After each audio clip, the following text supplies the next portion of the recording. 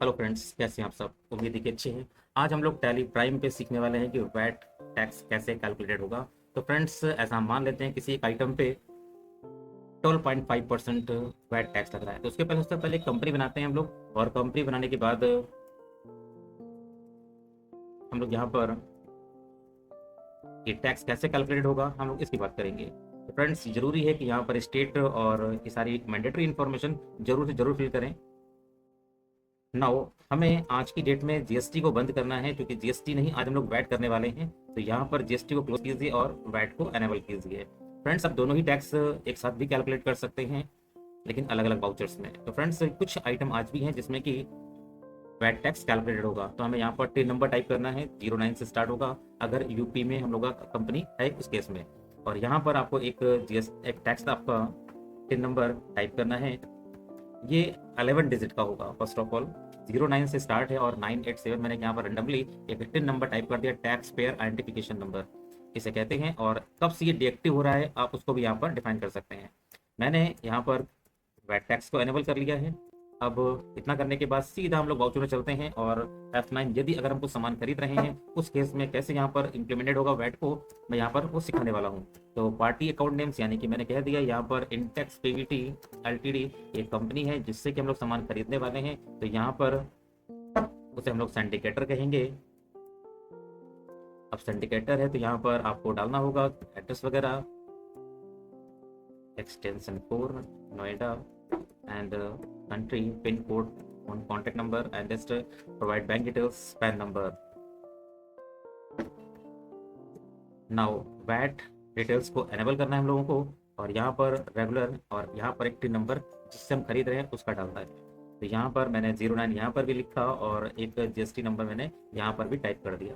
Friends, ये 11 digit का होता है, 0 स्टेट कोड होता है, उसके बाद आपका जीएसटी नंबर, सॉरी आपका VAT tax number, TIN number fill हो चुका है। इतना करने के बाद हम लोग यहाँ पर करेंगे क्या कि भाई सप्लायर्स इनवॉइस नंबर,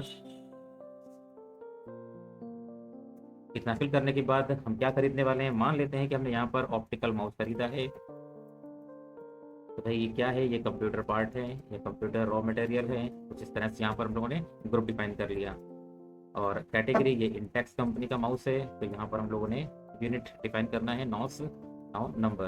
बिल्कुल जैसे हम लोग जीएसटी कर रहे थे same as it is VAT भी करेंगे, बट कुछ स्ट्रेटरीज हैं जो कि हमें चेंज करनी होती है। यहाँ पर एप्लीकेबल और यहाँ पर वैट डिटेल्स, इसको एनेबल कीजिए। देन आफ्टर आपका टैक्स रेट कितना परसेंट, 12.5% मान लेते हैं कि 12.5% इसमें टैक्स लग रहा है। अगर कोई एडिशनल टैक्स लग रहा है यानी कि सेस वगैरह, तो उसको भी यहाँ पर डिफाइन किया जा सकता है। तो फ्रेंड्स, यहाँ पर मैंने कहा कि भाई 12.5% ड्यूटी एंड टैक्सेस लगने वाला है, और इसको हम एक्सेप्ट करा देंगे। हमने 100 या 1000 माउस हमने परचेस किए, कॉस्ट थी 100 रुपीज़। और नाउ परचेस का लेजर बनाएंगे जैसे कि हम लोग जीएसटी के अंदर बनाते थे, वैसे ही सेम डिट्टो एज अ यहाँ पर हम लोग परचेस का लेजर डिफाइन करेंगे अंडर परचेस अकाउंट। क्योंकि हम लोग यहाँ पर वैट कर रहे हैं तो यहाँ पर वैट की स्टेटस को एप्लीकेबल करना है। नाउ एक्सेप्टेड कराइए एंड कहेंगे यहाँ पर परचेस टैक्सेबल और 12.5% नाउ टैक्सेबल, और इसको हम लोग एक्सेप्ट करा लेंगे। तो इस तरह से हमने यहाँ पर परचेस का एंट्री पास किया। और यहाँ पर अगर ड्यूटी टैक्सेस लगाने हैं तो इससे पहले आप देख रहे थे कि यहाँ पर आइटम पूछ रहा है, इसको इन ऑफ लिस्ट करिए। और यहाँ पर हमें कहना होगा इनपुट टैक्स, क्योंकि हम लोग सामान खरीदते हैं। तो यहाँ पर इनपुट अभी तक जीएसटी कर रहे थे, अब वैट कर रहे हैं। यहाँ पर इनपुट वैट 12.5%। जब जीएसटी कर रहे थे तो वहाँ पर एक टैक्स को दो भागों में डिवाइड किया हम लोगों ने, एक सी जीएसटी था और एक एस जीएसटी था। लेकिन यहाँ पर ऐसा नहीं होता, बकस आपका वैट टैक्स जो है आपका स्टेट लेवल टैक्स है। दैट्स वाई आपका पूरा पूरा टैक्स स्टेट गवर्नमेंट के पास जाएगा। नाउ इसको एनेबल कीजिए। इसको अब यहाँ पर कहेंगे इनपुट वैट आपका ड्यूटी एंड टैक्सेस के अंदर डिफाइन किया जाएगा। नाउ वैट टैक्स और 12.5%, राउंडिंग मेथड नॉट अप्लीकेबल। हम लोगों ने इस तरह से इनपुट वैट का हेड खोला और ये टैक्स आपका कैलकुलेट हो रहा है। फ्रेंड्स, आपने परचेस करते समय सीखा कि कैसे हम लोगों को वैट टैक्स लगाना है। नाउ सेल करते समय ये टैक्स कैसे कैलकुलेटेड होगा। मैंने 132 बिल नंबर दिया यहाँ पर, और हम किसको सेल कर रहे हैं, राहुल ट्रेडर्स को सेल कर रहे हैं इन केस। तो ये सैनिडेटर के अंदर में जाएंगे। नाउ बिल्कुल same as it is information यहाँ पर भी फिल करनी है।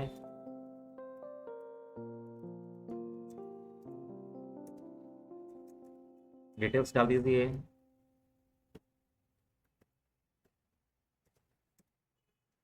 यहाँ पर आपको टिन नंबर फिल करना होगा, बिल्कुल जैसे हमने सिंडिकेटर के केस में किया था, बिल्कुल वैसे ही यहाँ पर भी फिल करेंगे हम लोग 11 डिजिट का एक VAT tax number. Value added tax के लिए हमें टिन नंबर जरूरी होता है, टैक्स पेयर आइडेंटिफिकेशन नंबर, और इसे हम लोग इस तरह से एक्सेप्टेड करेंगे। क्या सेल कर रहे हैं, ऑप्टिकल माउस हमने 1000 परचेस किया, इन केस हमने यहाँ पर 900 बेचे हैं और 140 रुपीज़ यहाँ पर प्राइस रखा है इसे सेल करने के लिए। नाउ जब हम सेल का लेजर बनाएंगे तो यहाँ पर अब कहना होगा sales at the rate 12.5%। Now it will sales account, और यहाँ पर एप्लीकेबल कीजिए, इसको अनेबल कीजिए, यहाँ पर सेल्स टैक्सेबल करेंगे, और इस तरह से हम लोगों ने एक सेल की एंट्री पास की।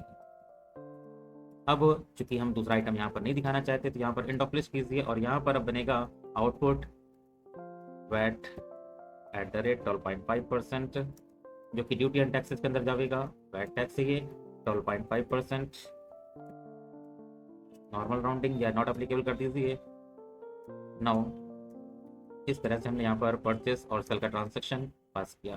तो फ्रेंड्स, जब जीएसटी कर रहे थे तो हम लोग यहाँ पर जीएसटी की स्ट्रेटजी इस्तेमाल की थी, बट आज हम लोग अगर वैट कर रहे हैं तो यहाँ पर हमने परचेज और सेल करते समय कैसे वैट टैक्स को इम्प्लीमेंटेड किया, आपने आज क्लास में वो सीखा। फ्रेंड्स, अगर इन्फॉर्मेशन अच्छी लगी हो आप जरूर दूसरों शेयर कीजिए, लाइक्स और कमेंट जरूर से जरूर कीजिए। Thank you.